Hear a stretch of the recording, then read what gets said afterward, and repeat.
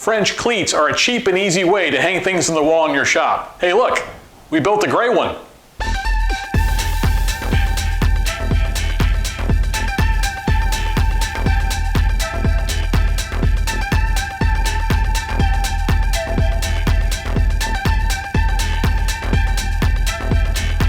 Where did the term French cleat come from?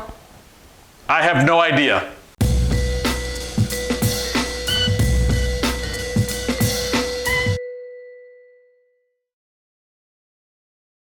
A French cleat is just a strip of wood that's cut off at a 45-degree angle like this, and then a second piece of wood that's also cut at a 45-degree angle is mounted to the back of something you want to hang, and it clips right in here. It can't fall out. It's really secure. You can move it back and forth, and if you want to take the thing off the wall, you just lift it up and carry it away. We have French cleat walls here in the shop. We like to paint ours orange because we like excitement.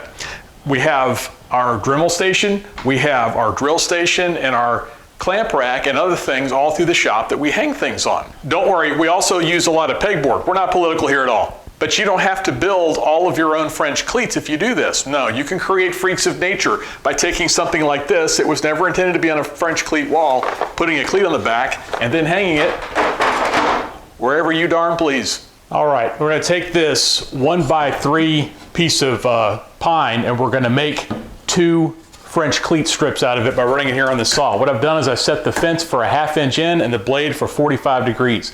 I run this through, I'll have 2 strips that I can use either as wall strips or as hangers for devices I'm going to put on. I'm foregoing face mask protection so I can talk to you, but otherwise, be safe.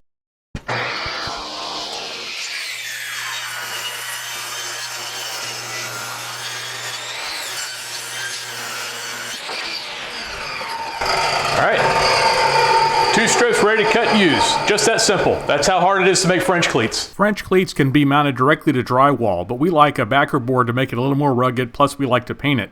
So this is me cutting a sheet that will fit into the space you see on that back wall. Then I moved the board outside on what turned out to be a pretty windy day and managed to get plenty of gray paint on the board and on me. The next day. Demolition time. The modular tool stands wheel away from the wall, so I shove them to the other end of the shop and then remove all the old parts with a screwdriver. That old pegboard covers maybe 1/3 of the space we're going to cover with the French cleats. And the final step is to remove the electrical connections. The backer board will extend below where the electrical receptacle is, so here I cut a hole in it. I probably should have done this before I painted it, but I didn't think about it, so I'm cutting it now. But it worked just fine, so this is one of the few times my negligence did not cost me anything. Then I used a stack of 3 ammo boxes to hold up the backer board while I put a couple screws in to level it and hold it in place. Remember those 2 French cleats I made earlier? Well, that wasn't enough, so here I am making more. A total of 8 French cleat strips are made. The studs in my house are 16 inches apart, so here I am marking 16 inches apart on each one of the French cleat strips so that I know where the screws are going to go. Marking the stud location in advance is going to save a lot of time later. 8 strips times 4 stud holes in each one means 32 holes. This is why you need a drill press. If you don't have a drill press, why don't you have one? We're going to use sheetrock screws to hold these down, and I need to countersink the heads into the wood so that the screw heads don't mess with the things that are hanging on the French cleats. So I use a countersink bit to countersink the screws. Each French cleat strip is 1.5 inches tall, and there's going to be a 4-inch space between each one of the strips. So I calculated the distance required for 7 strips with all the spacing, because the 8th strip is on top and doesn't need spacing, and it came out to 38.5 inches. I marked that off, and I was able to put the bottom strip in place.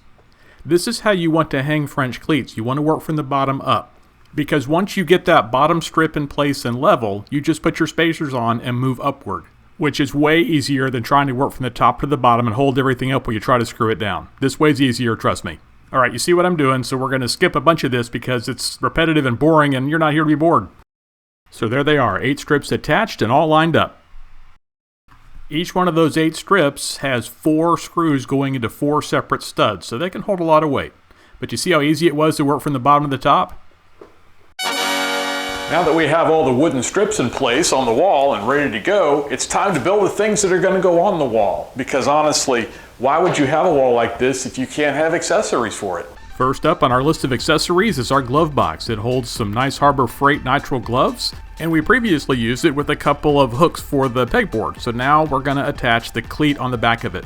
This is kind of the same thing you're going to see over and over again. You just find a way to put some screws into a cleat on the back, taking care not to split that cheap pine wood you've got. Remember, this is a pretty thin strip, so pilot holes are a must in this situation.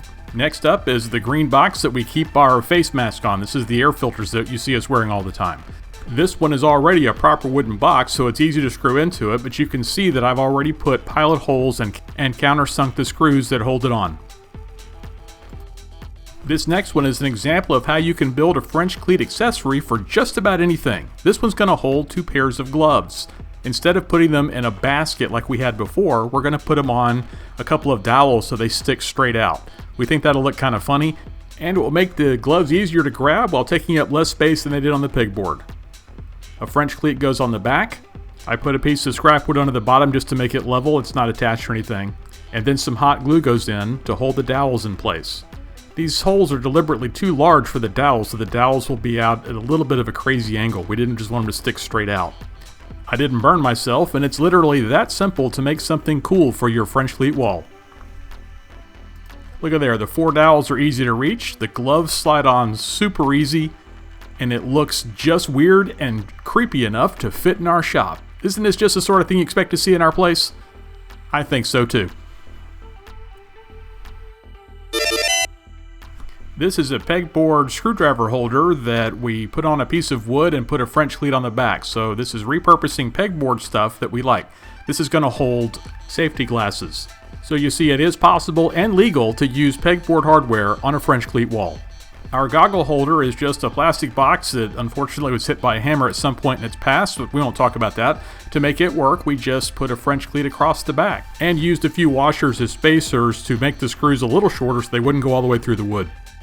But that's all you have to do to reuse plastic boxes and turn them into French cleat devices. And finally, a simple hook. Just a small piece of wood with a small French cleat on it and a small hook in it. And now we can hang our apron up. Or anything else that needs to be hung up on your cleat wall with a hook.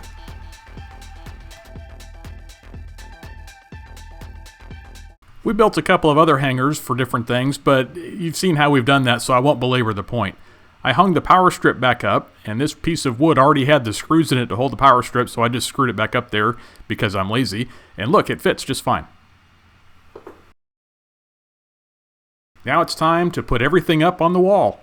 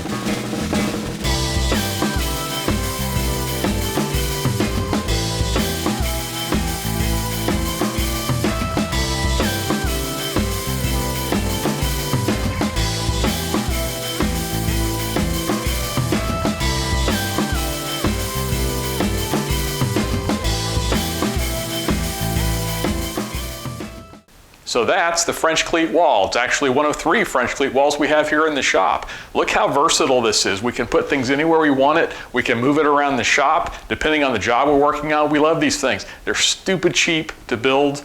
They're stupid simple to put together. It's so fast to put these up, and you can build your own things to hang stuff. And when later on, your stuff is right where you need it, and it looks pretty awesome.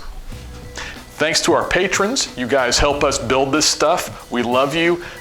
Thank you so much for helping us finance it. You have no idea how much we appreciate it. If you like this channel, why haven't you binged it? We have so many other videos out here of all this stuff we're building. We'd love for you to check it out. But if you've already binged or whatever and you want to see more, subscribe and ring that bell because there's always more coming. Hey, we'll see you next time.